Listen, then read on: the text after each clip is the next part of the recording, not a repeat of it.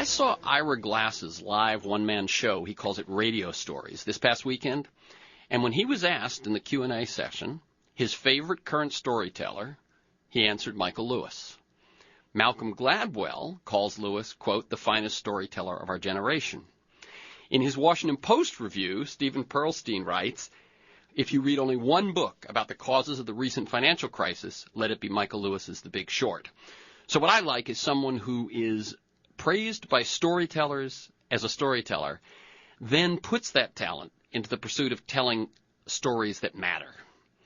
Lewis was a trader at Salomon Brothers before he wrote his first bestseller, Liar's Poker, about the excesses of Wall Street during the 1980s. And on Freeform, we've talked to many people about the recent financial meltdown: Krugman, Stiglitz, Greider, Baker, Reich, and more. Today, we turn to Michael Lewis. His approach in The Big Short varies from all the others in that he focuses on a few mavericks who saw what others denied and made fortunes shorting the biggest bets by the biggest players on Wall Street and beyond. Michael Lewis received a BA in art history from Princeton, a master's in economics from the London School of Economics. His books include Moneyball, The Blind Side, Panic, The Story of Modern Financial Insanity, and his newest, The Big Short, Inside the Doomsday Machine. Welcome back, Michael Lewis. Happy to be back. You've said, and you said it earlier, but you've said it a lot lately, you've said that when you wrote Liar's Poker, you thought you were writing about the end of something, and it turns out more like the beginning. You even say that the roots of the recent meltdown, some of them were planted in that period. How so? If you look at the recent meltdown, you see that it is a problem of really bad incentives on Wall Street, that people were incentivized not to see simple facts in front of their nose and not to act in even their own firm's long-term interests. And the question is sort of how that happened. And I think the answer dates back to really when I was on the trading floor at Salomon Brothers. I mean, in the mid-1980s. If you want to kind of find an original sin on Wall Street, I think it's the sale of these partnerships, these old Wall Street partnerships, to the public in the form of public corporations. You know, I think one thing that might be a surprise to people nowadays is that as recently as the 80s, that these were private partnerships. Yes, and in fact, there was a general understanding that if you were going to take this sort of financial risk, the best form to take it in was a partnership, because then it was the people taking the risk had their own money on the line. They were liable if the firm went down, personally liable. They would lose their homes, and that encouraged a different sort of attitude towards the taking of risk. They were just much less likely to take it. And then when all of a sudden they're playing with shareholders' money, it becomes an entirely different thing. It becomes a matter of kind of heads I win, tails shareholders lose. And you saw the changes that happened in these big Wall Street firms, and they're radically different places than they were 30 years ago, began then. And they began actually first at Salomon Brothers. Salomon Brothers became the model for what, say, Goldman Sachs is today in many ways.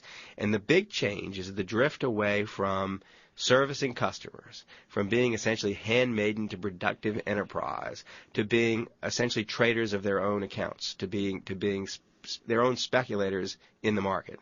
And to the point where even by the time I left the street, I was working at a firm that had, 8,000 employees, and there were years where more than 100% of the profits were generated by 5 so-called proprietary traders taking massive bets. So the rest of the firm was unprofitable, and they were making these huge speculative bets that determined the fate of the firm for the year. And this obviously changed the relationship of the firms to their customers. They became less and less interested in their relationships with their customers and more interested in how their bets turned out. And even if those bets were at the expense of their customers, the bets became the big thing.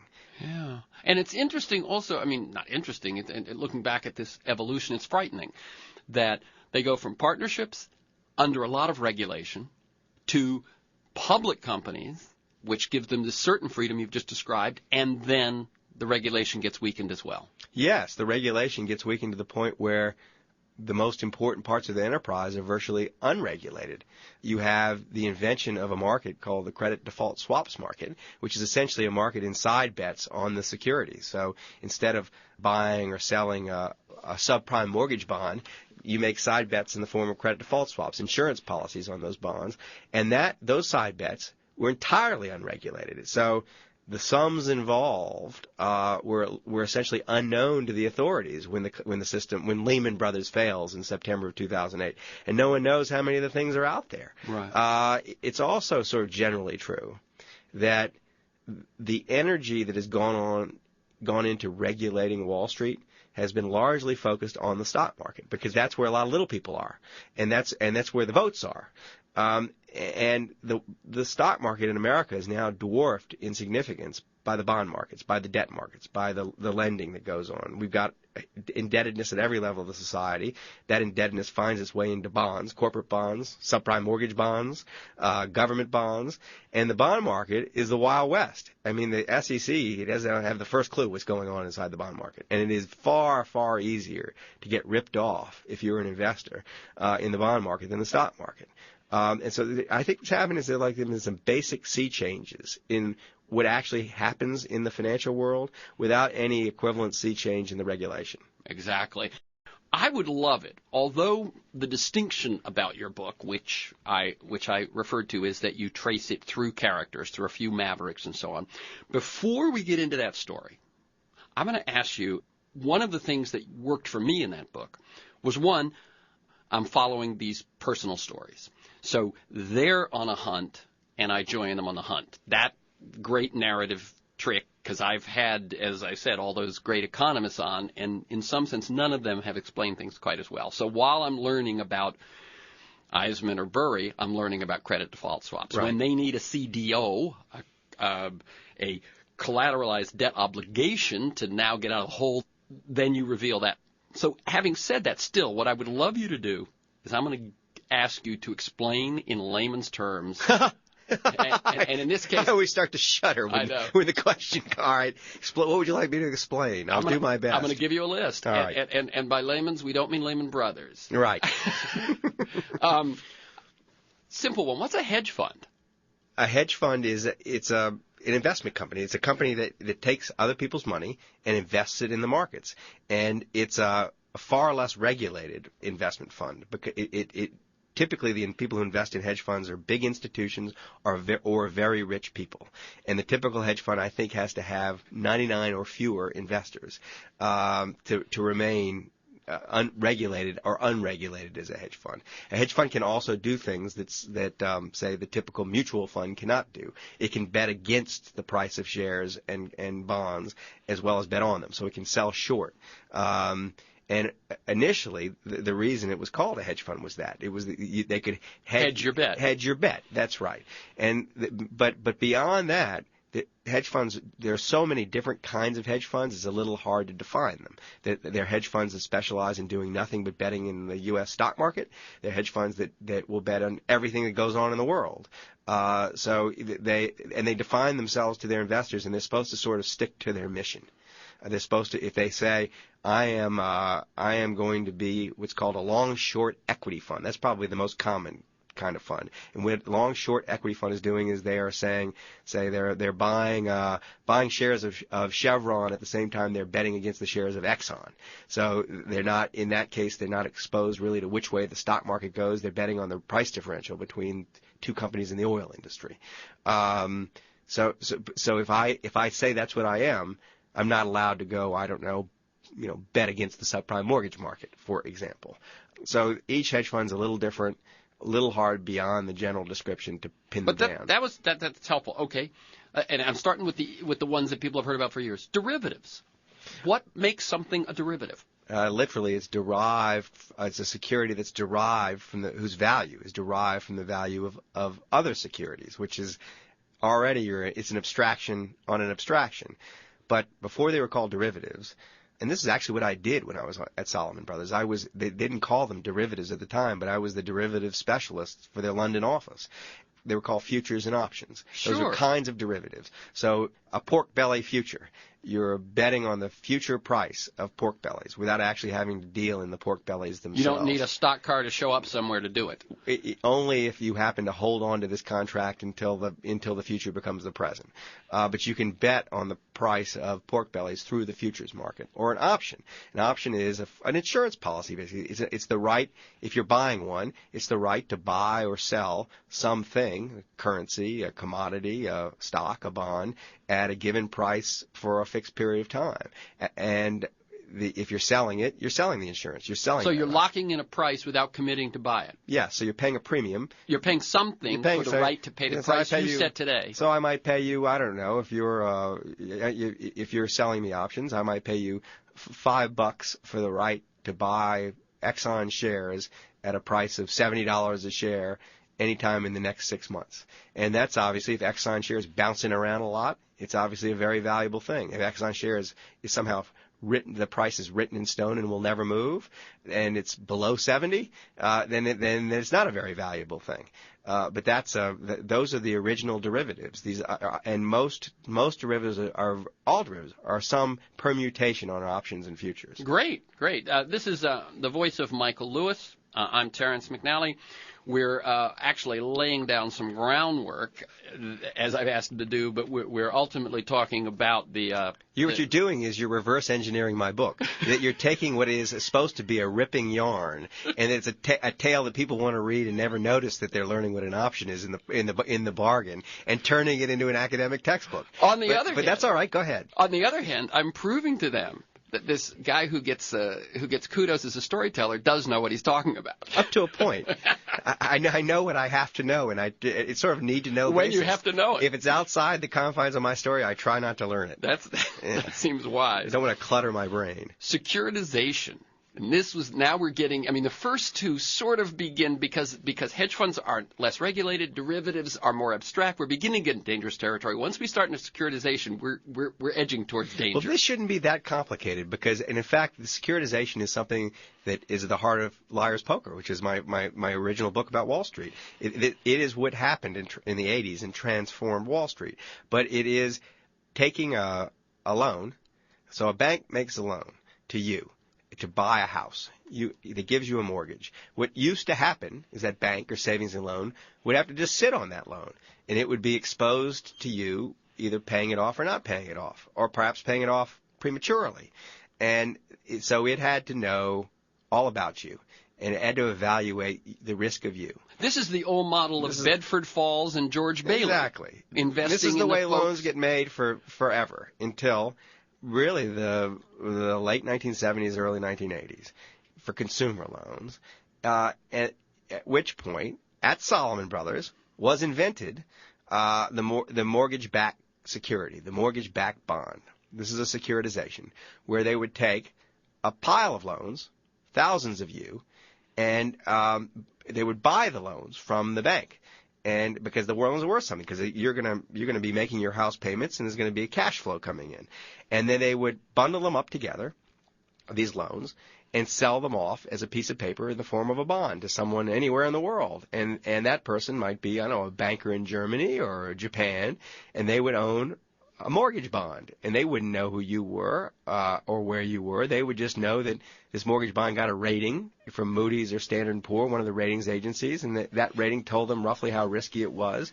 And or roughly how risky that one was, or roughly how risky the pile they just bought were. How risky the pile they just bought was. Right, the pile is the bond. Right. Right. Right. So the pile of loans becomes a bond. The bond gets rated. And the way the bond works is, this is where it gets a little complicated, but if you just stop and slowly think about it, it isn't that complicated. So you got thousands of loans underneath underneath these bonds, and some of the loans are going to go bad. Some of them are going to pay off or repay early.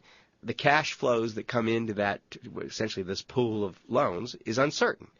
And so what they do, this is where the word tranche comes in. That was my next one. I'm sorry, so I'll save you the trouble of really driving your audience back to wherever they came from. What they say is they tranche it up, they slice it up, and they say, okay, this is this pile of loans.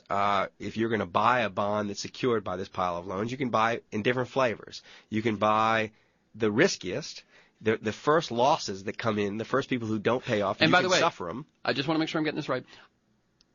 On either one of the buyers or the seller in this one doesn't have to know who that's going to be. They don't even have to predict who that's going to be. It just means that the first that default. Yes. Good. That's right. So there's no prediction in that. No, it's just... it doesn't matter who defaults. Right. It just means that that this trust that is a collection of loans, it starts to experience losses. You, the buyer of the lowest rated bonds, the riskiest bonds, will suffer that. In exchange, you'll get a higher interest payment on your bond.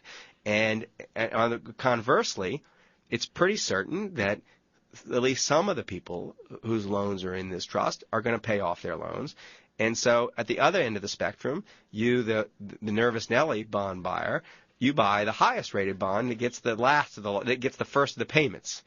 And as a result, you have the lowest interest rate. You get paid the least return for owning that bond.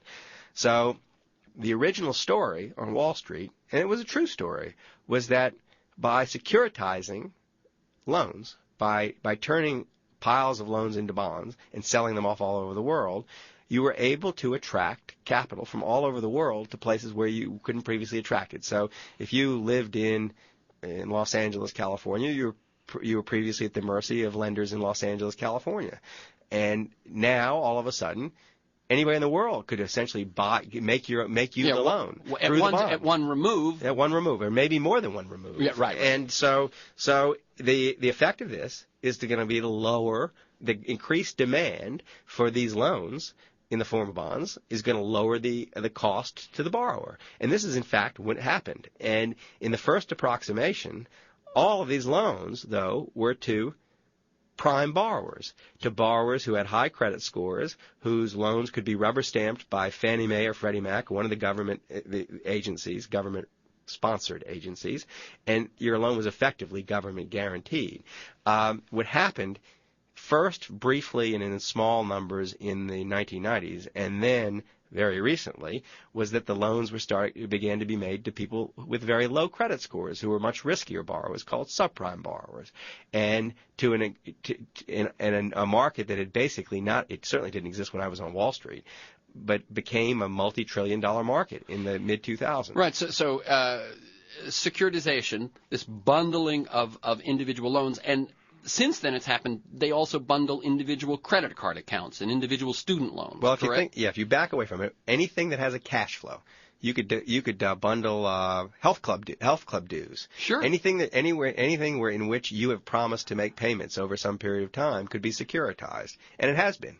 And so that innovation at first, as you point out, was kind of good for everybody. Yeah. It kept the cash flowing, it lowered the price to borrow, et cetera, et cetera. The problem was when some brainy guy realized that since I'm selling them off right away. Yes. Well, so here's what happened. And this is Michael Lewis, author of The Big Short, Inside the Doomsday Machine. Here's what happened. In the first place, an argument was made on Wall Street. It was a self-serving argument. It was that Wall Street makes its money by innovation, by creating new markets that are essentially inefficient markets, where the person who creates them has a brief monopoly, and then everybody rushes in and drives down the returns, and they move on. Well, the innovation that occurred in the mid-'90s was to say, well, we've created this market for prime mortgage loans, turning them into bonds. What if we start lending to other sorts of people where there's an actual risk they're not going to repay, and this was thought to be of some social utility because the borrowers, the American middle and lower middle class, was going further and further into debt. This was actually in response to a hollowing out of the manufacturing economy and piling up lots of credit card debt. The credit card debt is high interest rate debt. If you're hooked to your Visa card, it's you're paying 25%, 30% annual interest. And the argument was how good it would be for these people, if instead of owing the money to the credit card company, they used this one asset they had, their house that they owned in which they had equity, to borrow against the asset. And it was so therefore secured against the value of the house, and the interest payments would be lower. And so thus was born the subprime mortgage bond business. And the people who were making the loans all were required to keep, or they all by market convention anyway, were kept some exposure to the loans. So they might sell off 90% of the loans, but they retained some ownership, some skin in the game. And in fact, this is what doomed them. The loans go bad, and they all went out of business. Now, what occurred... Oh, so this what you're saying... in the 90s. This is in the 90s. And this is an early experiment with subprime. This is not Citibank. This is not Lehman Brothers. This is an early iteration of what becomes a monster. What becomes countrywide. That's right, because what the lesson that was learned was don't make subprime mortgage loans. The lesson that was learned was don't keep skin in the game. And so when they come roaring back in the 2000s, these firms are making loans and selling off everything. And so securitization, what it ends up happening is it ends up creating this hazard that the person who's making the loan to you, who knows you, who can look in your eye and see what kind of guy you are, who can evaluate, there's all this information you acquire when you know a person. That's always been the way lending took place. One of the currencies of lending. It involved individual judgments of character. Within a community. All that information gets completely lost. It just gets lost. It's lost. And instead, if the loan can be sold on to someone who doesn't know you, and then sold on and sold on and sold on, in the end, there's so much distance. Securitization enables there to be so much distance between ultimate lender and ultimate borrower that there's none of that evaluation going on. And this is the beginning of this disaster we went through. And the question is, why does it happen? Well, it happens because essentially Wall Street firms figure out how much money there is to be made from making these loans and being the intermediary, creating these bonds and selling them on. And of course, they have a problem that these loans are risky. And getting riskier. But they essentially build a machine to disguise the risk. From the ultimate investor, but it makes it sound like it's purely willful. More complicated than that. They end up disguising the risk from themselves. That's the ultimate. It all gets so complicated that they end up owning a whole bunch of this stuff that they created that's a disaster. The next two terms I was going to ask are the ones that they're now inventing, which is the credit default swaps and then the collateralized debt obligation. Yes. Well, a credit default swap it's a form of an option. It's an insurance policy. And you up until 2005, it was technically impossible, to bet against the price of subprime mortgage bonds. In order to bet against the price of, say, a stock, which you can do, you need to be able to borrow the stock. Because what you do, technically what you do is you borrow, say you think Exxon shares are going to fall. You pay a fee to someone who owns Exxon shares to borrow the shares to sell them. And you're betting that you can buy them back at a lower price later. It's called shorting. You couldn't short subprime mortgage bonds because each bond was peculiar and actually in very small amounts. You couldn't find them. So they weren't shortable. So what gets invented to enable the market to bet against subprime mortgage bonds is something called a credit default swap. And in the credit default swap, say you're Goldman Sachs now. You're no longer the mortgage borrower. I will come to you, Goldman Sachs, and I will say, I want to bet against this mortgage bond. I want to bet those loans aren't going to pay off. And Goldman Sachs would run some numbers through its machine, and they'd say, okay, you have to pay 2% a year premium in order to do that. You're buying an insurance policy. And if you're right and the bonds go completely to zero, you make 100. So, and that's roughly the price at which these credit default swaps traded. So it was a 50-to-1 bet kind of thing. That's what the credit default swap is, an instrument. It's an insurance policy on a security. Right. On a bond. And let me I still want to get to collateralized debt obligation because that's the next thing. But as Joseph Stiglitz, sitting in that same chair a couple of weeks ago, said, the difference is, of course, that in the insurance industry, you have to have the capital to meet if the thing you're insuring selling the against, insurance, you're regulated by insurance. If you've got fire insurance on the house, you got to have enough money to cover that house if it burns down. Yes. This was not true in these quote insurance policies. Yeah, there are other things that weren't true about these insurance policies. I can't buy fire insurance on your house, and I can buy fire insurance on your house in the financial markets. And there's no limit to how much I can buy. So it is as if, say I identified a neighborhood in Los Angeles that looked like it was susceptible to arson, and there was $10 million worth of property there. And not only could I go and buy $10 million worth of fire insurance on that, I could buy $1 trillion worth of fire insurance on that. So all of a sudden I have $1 trillion incentive to torch that neighborhood. So that it creates, this is what got created, where it was a market in side bets on the securities, on the loans, that overwhelmed the actual loans. And that's where when we begin, it's funny because 5-6 years ago, I was talking to real progressives who looked at the Wall Street and so on and called it a casino. But it was at this point when we're now making side bets that dwarf all the real tangible assets that are being traded that it really becomes a casino. Yes, no, and it's very funny how this happens, because in the beginning with financial innovation, there's always an argument why it's a good thing for society. And in the beginning, the credit default swap was argued to be a good thing because it would enable financial people to hedge their exposure. Now, it doesn't make actually a lot of sense when you think about it. If you were an owner of a subprime mortgage bond, you don't need to buy a credit default swap if you're afraid it's going to go down. You could just sell the subprime mortgage bond. And in fact, the hedging use of credit default swaps was trivial compared to just the gambling use. And what ended up happening was that the smart players in the market ended up identifying the absolute worst piles of subprime loans. These are the people you feature in The Big Short. Yes, and others, and even traders in Goldman Sachs did this, and would identify the absolute worst piles, the most likely to default. And they would go and solicit, they would go and buy credit default swaps on those from people who were less well informed, who were idiots to sell them. They were big Wall Street firms who were selling them. And it is not inconceivable that there's some pile of loans that say was made in Irvine, California, or one of these hot centers where the real estate prices went crazy, that were especially bad loans, on which there might be 50 or 100 times the amount of the underlying loans in side bets. And this is one of the things that I first heard like a year ago, and I've been like, it blows my mind every time.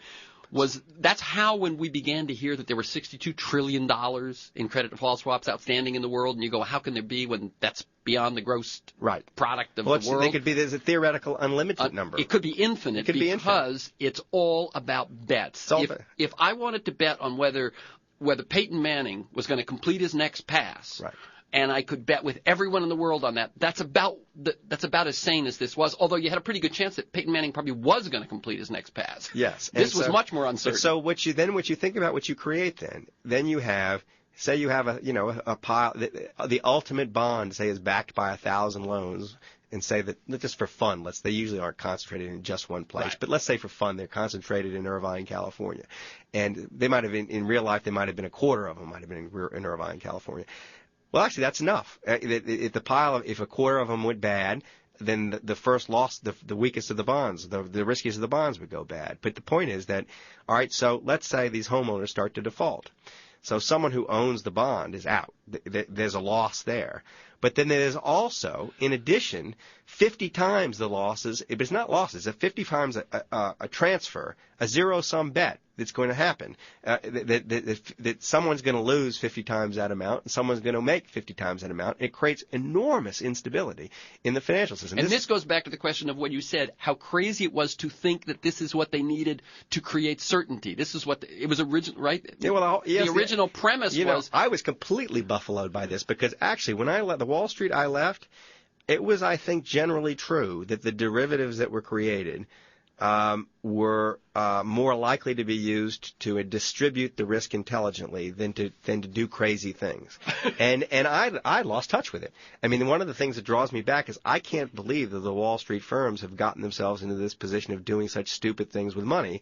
And one of the big stupid things they did was get into these side bets that they didn't evaluate properly. Right. So why did they end up needing this new thing, a collateralized debt obligation? We're making these side bets in the trillions on credit default swaps. Well, there are two kinds. This is where you have to. It gets even more complicated than just a collateralized debt obligation. But a CDO, a collateralized debt obligation, exists to take the weakest, the riskiest tranches of the bonds that are created. The first losses that come into the subprime mortgage pools are experienced by the triple B rated, the lowest rated bonds that come off the pool.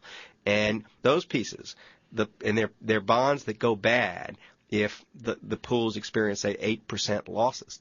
Seemingly tiny losses. As you were pointing out. Some of these pools lost 40 and 50% in the end. But that's just if 8 out of your 100 loans default. Or it'd probably be 16 out of your 100 because, you have a house to sell and you get 50 cents on the dollar back. But so 16 of the 100 loans default. And by the way, let me just remind people, it doesn't mean foreclosure.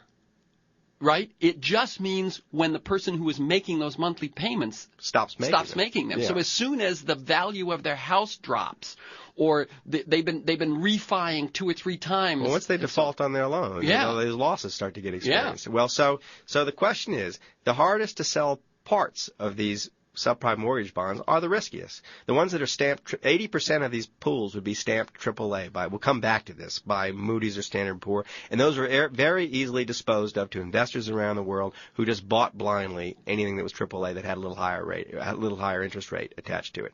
So, but these pieces these bonds that go bad when the first loans start to default, they're harder to sell. However, this is an amazing contraption. It is. You can take 100 different BBB rated bonds, pile them all up in another trust. It's called a collateralized debt obligation. And using the argument that they aren't all the same thing, that they aren't likely to all go bad together, that they're as diversified, say, as the original pool of loans. But these diversified bad loans when effectively are as diversified as are the good loans. They're effectively all the same thing, we've now learned. But this rate, everybody pretended they weren't. And so 80% of those will be rubber stamped AAA. Now, there was a huge amount of money to be made buying up high-yielding BBB rated bonds, tossing them into another pile, and selling them off, 80% of them off, as low-yielding, at much higher priced AAA bonds. So this is where it gets really creepy. There actually weren't enough subprime borrowers in America to satisfy the demand for those BBB rated bonds by the collateralized debt obligation. Now let's remind people what you just said. Okay. These bonds that should be so bad that nobody wants them, once they're essentially laundered through this thing called a CDO, a collateralized debt obligation. Now become 80% of them get rated AAA. Now demand exceeds supply. And so Wall Street starts to synthesize them because they simply can't generate the loans fast enough to meet the demand. And as much as we know that they were going in and they were saying, here, just sign here, you don't have to give us anything, you don't have to show us your income, you don't have to do anything, if you can just spell your name, you got a loan. Even then, at a certain point, they couldn't keep up with the demand. They couldn't. The demand. That's right. Actually, in 2005, at a very specific point, the middle of 2005, the first big so-called synthetic CDOs are created. Now, this is where it's kind of mind-bending. It's not intuitive. It took me a while to completely believe this happened. When I buy from you, you say you're Goldman Sachs now, all right? You're going to sell me a credit default swap on a subprime mortgage bond, on a BBB rated subprime mortgage bond. When I have identified, me, the smart hedge fund manager, I've identified it as this thing that, I'm pretty sure it's going to go bad. So buying this insurance from you it's going to pay off. Right. He's not buying the bond. He's buying insurance. I'm buying insurance. He's betting that insurance is going to pay off because the bond is going to fail. Right. And you're selling me this insurance.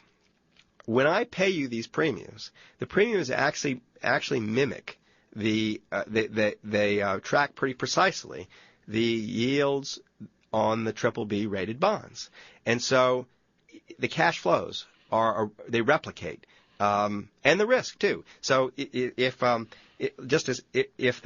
bond in the real world goes kaboom and is worthless, you the lender are out all your money.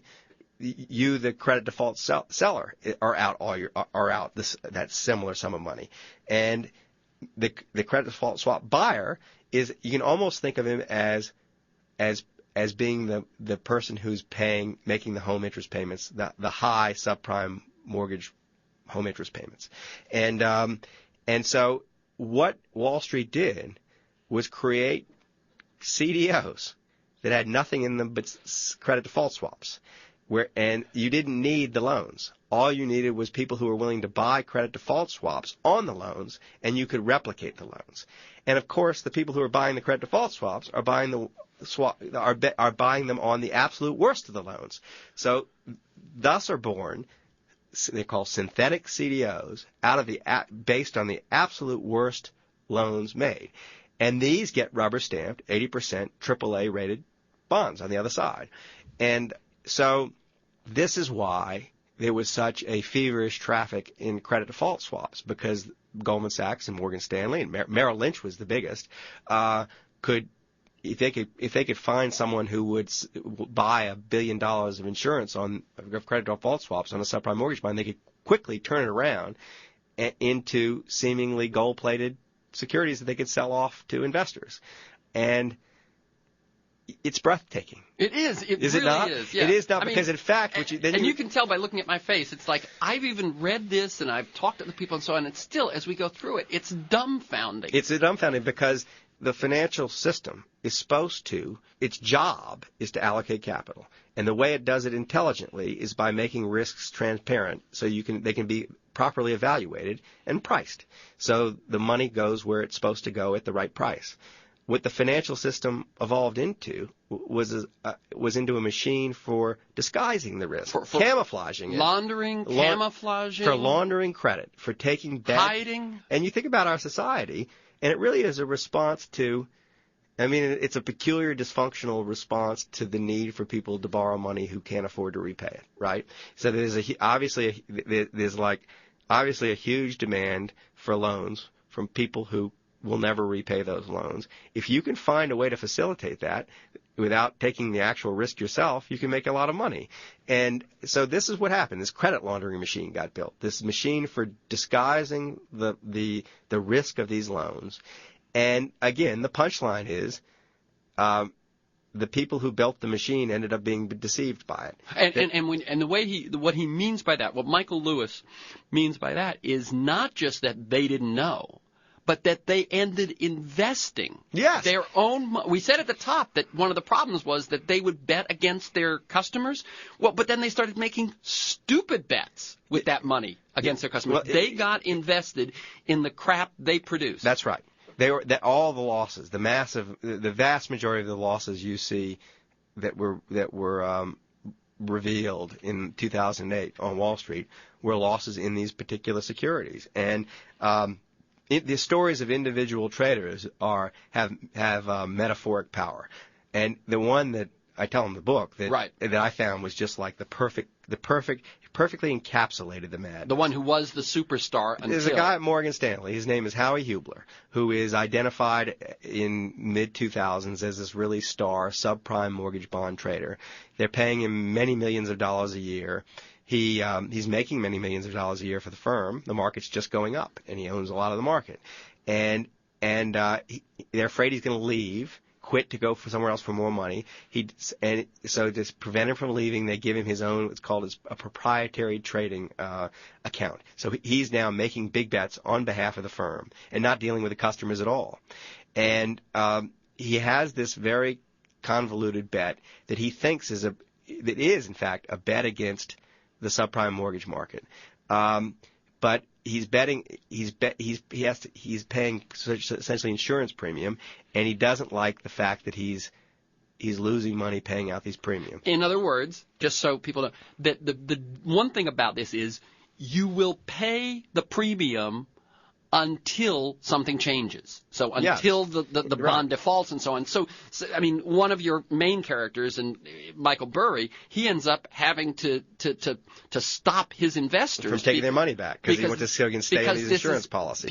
People also in this crazy time have gotten used to being able to move quickly. Right. And the one thing about this one is you are going to pay that premium, low as it may be, for the chance at that huge payoff, but you're going to have to pay it for a while. Right. So Howie Hubler has got this bet on. He starts his proprietary trading account with a few other traders in mid-2006, and he decides he gets greedy. He doesn't want impatient, and so he thinks, well, I'll just sell some credit default swaps on the better subprime mortgage bonds. But he sells them on supposedly AAA rated CDOs backed by subprime mortgage bonds. But if anyone should know, anybody should know that basically they're all the same. He should. And in a matter of really just a few weeks, and this shows you how frantic the risk creation is. He essentially buys $15 billion worth of subprime mortgage bonds, and that are going to be worth zero within 9 months. And he loses $9.4 billion for Morgan Stanley, which I think is the single biggest loss by an individual trader in the history of Wall Street. And he did it on a single bet without the CEO fully understanding what on earth he'd done. And it's poetic because he's one of the people who helps to sort of fix this market. He's in at the ground floor of sort of, teaching ratings agencies how to rate bonds. And Morgan Stanley is very involved in all this. So if anybody should know that a AAA rated CDO backed by subprime mortgage loans isn't actually AAA, it's him. But he doesn't know. And wait. Let's. Does he really not know? Or does some crazy thing happen? Like it's why he doesn't know this. Bipolar behavior where they just cannot, This is what happens. That he's sort of incentivized not to know because he gets paid a big chunk of his running seeming profits. So he's essentially incentivized to sell catastrophe insurance because he will take the premium home at the end of the year, and if the disaster happens 3 or 4 years out, well, the firm's going to be sunk, but he'll have taken all that money home. And that's what happened. He took home tens of millions of dollars, in fact was allowed to resign with tens of millions of dollars of deferred compensation, and even as $9-something billion is lost by the firm. But I believe, and everybody who dealt with him believed, that he sincerely, his judgment was distorted. And this is the story of this era. It's a story of financial people having their judgment distorted by bad incentives. Yeah. And the question now is how to fix the incentives. Right. Yeah, we've got about 10 minutes. But we're still boring him. We're still not telling the story. No. I don't think this was boring, but maybe I turn out to be more of a nerd than I thought, because I understand it better than I ever have before. But let's do two things quickly. One is you didn't tell the story this way. As Michael Lewis said, I have forced him to reverse engineer all the wonderful information that he wrapped up in these character-driven stories in The Big Short, which is his gift, and made him explain the sort of all the MacGuffins, right? In a way. That's right. But go back for those and tell us just a little bit about the characters you found. All right, so here's what you need. And then in the last few minutes, we'll talk about the reforms we both agree on. Here's the thrust of the story: that the financial system, over a period of a few years, from 2004 to 2008, organized itself around a gigantic bet. And the vast majority of people in the system were betting on the subprime mortgage market, whether they knew it or not. And that includes all the big Wall Street firms, all the insiders. And there were, it turned out, a very small number of investors, more than 10, fewer than 20, who were betting, who took the other side of that bet, who proved to be right, who were diagnosing the problems in the financial system as they were growing, were screaming at the top of their lungs about it, and were at the same time making a bet against the big Wall Street firms. And these characters, I essentially did a casting search, and I went and got to know most of them, and picked the few who I thought could best teach the reader about what happened. But they were all generally, outsiders maybe too strong a word, peripheral though, small time, oddballs, people often who were socially dysfunctional. They weren't clubbable. As smart as they were, and it turned out they were very smart, they did not quite fit in. They didn't fit in. So they weren't in the ranks of these companies. That's right. Lippmann is in Deutsche There's Bank. one trader at Deutsche Bank named Greg Lippmann who's on the right side. On. But he's the most hated man in Deutsche Bank. There you go. And so he's socially at odds with his environment. The others are folks who, for one reason or another, are outside the inside club. That's right. And they don't, by and large, know each other. But by and large, they are in this very strange role of sane men in an insane world. That they are all a little insane in the bargain, too, makes it even more curious. Yeah, as he points out, one has Asperger's. One just can't keep from insulting people. Yes, they all have these odd traits that contribute to why they're not in the club. That's right. There are reasons they're not in the club, and they're also, but this was the core of my interest, was that it became pretty clear to me as I got to know these people that their decision to be betting essentially on the collapse of the financial system was deeply rooted in their character and experience of life. And so you had to understand who they were to understand what they did. And I hadn't thought much about the investment business, oddly. I mean, managing money has never really interested me. And it surprised me to think, but it was obviously true in retrospect. I mean, it should have thought it was obvious, but it surprised me that these decisions were so deeply rooted in who a person was.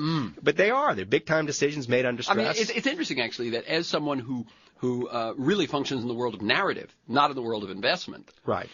One would say, things are character-driven, things are character quirk-driven, and so on. And it turned out that the reality was truer than you even thought. Yes, so I had not even suspected it, really. I kind of thought, well, this investment business is largely an intellectual exercise, and that people have their theories and they move on. But truth is, that's true.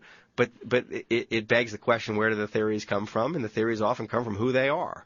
And so I had this collection of oddballs who were wonderful characters who, each of whom, and this was the other point, each of whom had some quality or some perception that enabled them to see the truth, enabled them to arrange the facts that were available to everybody to arrange into the accurate picture of reality. And the point of them, it became pretty obvious to me, was that those traits that they had were absent from the system, and their absence was what drove the problem. That the system had ceased to tolerate these particular traits, these particular attitudes to the world, opinions, theories. Let me ask a quick question. You have said in other interviews that the Wild West of the financial world, which you left in the 80s, which you wrote about in Liar's Poker, had been cleansed in a way. It had become much more a conformist, go by the book, and that what you're saying is that these folks who saw through the crap that the system was making up were the ones who were shoved out. Yes, as it became more conformist? And Greg Lippmann, for example, at Deutsche Bank, everybody who meets him thinks this guy's a throwback to the 80s. And he just doesn't belong here. He talks about how much money he makes. He's insultingly blunt. He's, obviously self-interested. We all learn to hide this stuff. What's interesting to me, as I remember when I saw that moment in an interview, is that so the Wild West culture created the junk bonds and all that stuff in the 80s. Yeah. The conformist culture created the default swaps and the collateral debt obligations. It seems like no matter what the personality or the culture is, they end up in this different problems. What happened in the last 5 years was so much more of a catastrophe than what happened in the 80s. What happened in the 80s, there was actual criminal excess in the 80s, right? There were outlaws. Yeah. but the junk bond market was, in moderation, is an incredibly socially useful That's right. market. Well, as we were saying, most of these are introduced with a socially positive. And the mortgage bond market, as in its 80s incarnation, was incredibly socially useful, but it was dreamed up by people who seemed unsocializable, that they were wild and woolly characters. And as the system learned to flush the characters out, in order to avoid scrutiny, in order to avoid media attention, it flushed with it all kinds of traits. We behave nicer so that people won't suspect us of other things. Right, because what we're doing is actually so awful. I think that's the truth of Wall Street, that essentially on the surface became much more socialized, much more conformist. So on the surface, much more welcoming of women, though it wasn't actually all that welcoming of women. It wasn't all white anymore. It welcomed minorities. So it conformed to certain social norms, but the financial obscenity below the surface just got worse and worse and worse. It was a little bad in the 80s. It's a lot worse now. Okay, we got almost no time. Let me just say what I've heard you say are the reforms, and just add to them if you want. One is you can't, as a big investment bank, bet against your customers. Two, you have to, the risky stuff has to be transparent. You can't have these off-the-books things. Three, the ratings agencies can't have the incentive of being paid by the people whose stuff they're rating. I would add your first point. It's actually my point is that I don't think a Wall Street firm should be allowed to make any sort of bet on a stock or a bond when it's advising customers to buy those the same bond or any, so that there should be firms that are trading shops and there should be Schwab. And this is the Volcker rule if it really goes in? This is a slightly more extreme version of the Volcker rule. I think that there's a kind of new Glass-Steagall Act waiting to happen, and it is to divide the risk taking from the advisory. And it makes no one has explained to me why it should be okay for the firms to make bets for themselves when they're trying to sell the customer on the same stuff. Yep. Because it creates a natural conflict. Obvious. And it ends badly. And this, that's one of those. When it really gets going, it can end really badly. Yeah. And then a lot of these things were invented and flourished because they were unregulated because and they were off the books because they're essentially bilateral agreements. And what you say about that is not just that, well, by sort of nature, it's intuitively, that's bad. It's that it means the uncertainty is what makes things really precarious. When Lehman's in trouble, we don't know why they're in trouble. We don't know what it means for the other banks. Right. And if they were more transparent, we would be at less risk. The system would be at less risk. Well, if Lehman Brothers, if people weren't allowed to make side bets with Lehman Brothers, if everything had to go through an exchange of some sort or a clearinghouse, then it would be the clearinghouse would know exactly what Lehman's bets were, and the regulators could see it, and it would be the clearinghouse that have the responsibility of dealing with whatever losses came in from those bets. But you wouldn't be sitting there thinking, oh my God, is Goldman Sachs this exposed to Lehman Brothers? Is Morgan Stanley? Right. Everybody wouldn't. They're now in a death grip, but they want to be in a death grip. They do because the uncertainty helps them since we bail them out. Yes. That's exactly. We're going to wrap it up. Originally, they were betting some of their own money. Then they were betting their shareholders' money, and now they're betting taxpayers' money. That's and right. There's no reason that anything we've done so far is going to rein them in. And in fact, the headline from just yesterday was that the hedge fund managers' money is the biggest it's ever been. There's things going on. It has gotten just as crazy as it ever was. We've both been talking a mile a minute for an hour, and the time is gone. Again, the new book, I highly recommend it, The Big Short, Inside the Doomsday Machine by Michael Lewis. You can listen to this week's conversation and many others anytime during the week by linking to the podcast. You can sign up to have it delivered to you weekly either at iTunes or at TerrenceMcNally.net. You can also find podcasts, articles, transcripts, and so on there. If you want to receive my weekly email telling you who's going to be on what we're going to talk about, email me at temcnally@mac.com, temcnally@mac.com, or you can also do that at TerrenceMcNally.net. Thank you, Michael Lewis. Keep up the good work. Thank you.